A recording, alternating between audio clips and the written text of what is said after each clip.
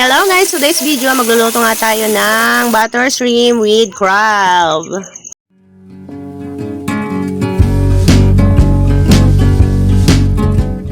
Ito yung sinasabi guys na tipid tips or low budget na naman tayo.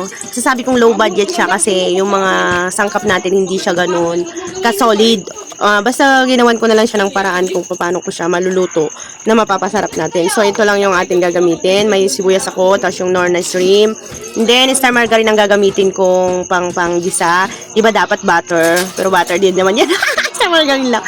And then yung toasted bawang na stock ko, yun na lang gagamitin ko. Hindi na ako magigisa ng bawang. Yun guys, yes, magluto na tayo. Diba, kahit sabihin mong simple lang yung ating lulutuin ngayon, pero magastos pa rin kasi sabihin mo 100 yung hipon, 100 yung crab, tapos yung mga rekado mo pa, hindi papasok nito sa 300. Ang pagkabili ko pala guys dun sa hipon ay 100 pesos, tapos yung crab ay 100 pesos din. Yung tumpok ang pinili ko para makabili ako ng ulam, kasi kung dun ka pipili sa per kilo ay hindi mo matatansya o mababadjit yung pera.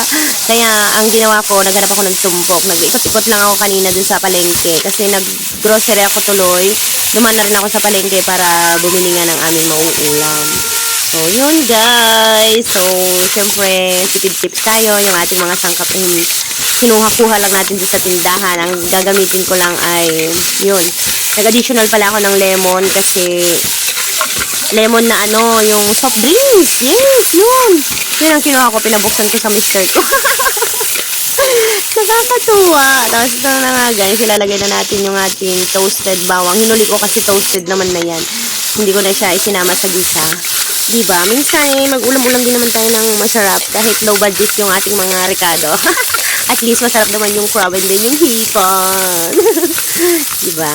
Ayun. Lagyan na natin siya ng nor para lalong sumarap. And then, ibusan natin ang lemon juice. Yummy. Parang din naman siya parang pang social din naman may pa lemon juice pa.